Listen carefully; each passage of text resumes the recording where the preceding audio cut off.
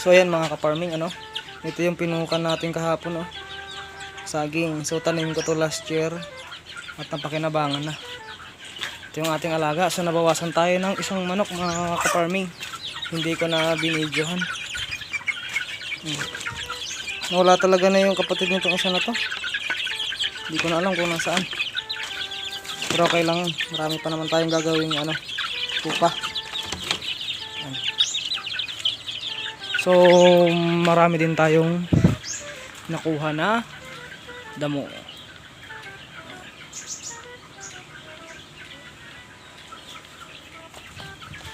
Punta tayo ngayon dito sa baba. Punta tayo ngayon dito sa baba mga ka-farming kasi nga lakas ng ulan kagabi.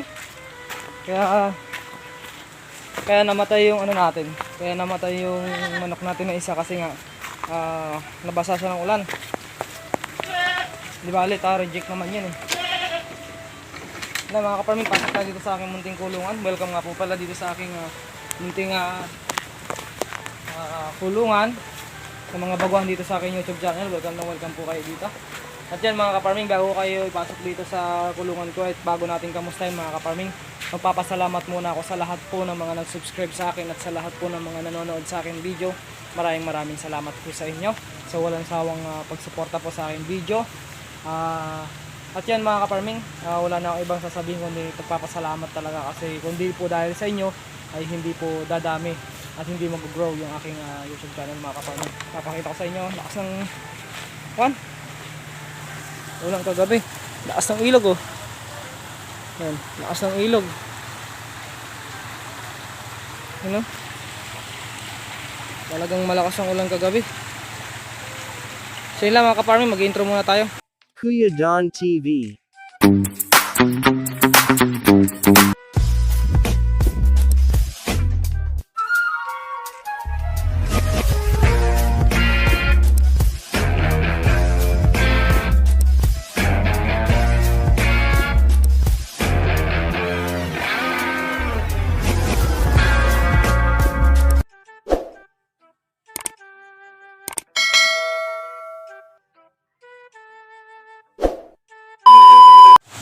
So yan mga ka-farming, ano, lakas ng ilog. Lakas kasi ng ulan talaga kagabi, sobrang lakas ng ulan. Kaya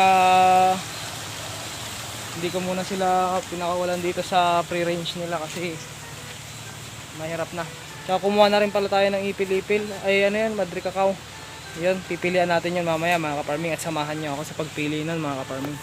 So pasok tayo dito sa aking munting kulungan. So pinakain ko na sila, ang dami kong pinakain sa kanila oh. Talagang tiba-tiba sila. At yan, may dami nilang nahulog. Mamaya kakainin din naman nila yan. Pero ayusin na natin kasi wala naman tayong ginagawa. Set up ko lang yung camera natin dito. Goods na goods. Always goods. Last lang natin to.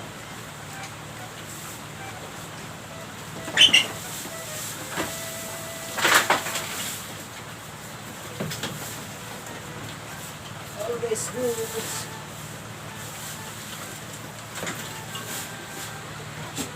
Ba't kayo pumunta rito? Tinawag ko ba kayo? Ha? Tapos tinawag ko kayo rito?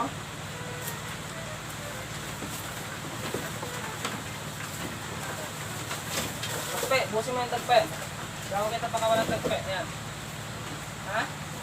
Busin mo yan ha? Gawin kita pakawalan. Ito naman, huwag ko masyadong magkakasalat. Anak! Makabalok kita. One! Kalat-kalat mo. Oh, sobrang kalat nitong isa na to. Sobrang kalat. Oh. At ngayon ay itong iwasan natin. Huwag na natin ito ipakain kasi nga na ano, may dumi na. So hindi na nila kakainin yan. Kaya minsan pagka wala din ako, ay may time din ako, tataas ko rin to. Kasi nga minsan may ihian nila. At pag naihian na nila, wala na. Hindi na nila kakainin. Hindi ko pa kasi pwedeng pakawalan to kasi hindi pa to mga busog oh. Ito pa lang ang busog.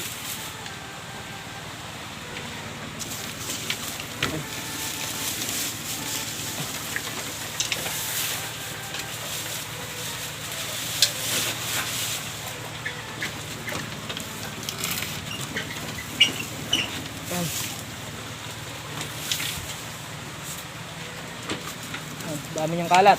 Papakawalan ko na to kung di kayo kumain. Sige. Di kayo kakain, papakawalan ko na si Tagpe.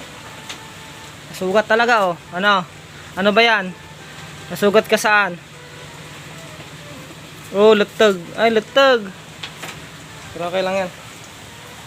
Always goods ka naman eh. Yan, so di ko muna ito papakawalan. Mamaya ako na ito papakawalan. Pagka medyo nakakain na talaga itong kambing natin na to. Sa ngayon ay dyan muna sila. Anong oras pa lang naman eh. Alas 8:42 pa lang. So maaga pa. Para pakawalan natin. Hayaan na muna natin sila. Kasi pag pinakawalan ko na yun, doon na yun pupwesto. Hindi na ito ngayon makakabilo ng kain. So kailangan talaga hindi ko sila pakawalan. Hindi ko muna yung pakawalan. Hayaan ko muna siyang magutom ng gusto. Para makapagpili din ng pagkain. Sambo! Ito lang ang aking alaga. Papakamot ka na naman! Lagi ka na lang nagpapakamot. Okay naman yung kulungan ko. Naisarado ko naman yung kagabi. Kaya okay naman, all goods. All goods sila, all goods. Mamaya mga bandang alas 10, pakawalan ko na tong mga kambing na to. Pakawalan ko na yun pala. Para makasimot siya ng mga pagkain. Pero sa ngayon, buwasan natin yung dumi. Nagwalis na ako kanina mga ka-farming. Nagwalis na ako. Naglinis na ako. Meron pa rin silang dumi ngayon. Alisin lang natin yung kaunting dumi para hindi na konta. Ito wala naman tayong ginagawa. Sama na rin natin sa pagbablog.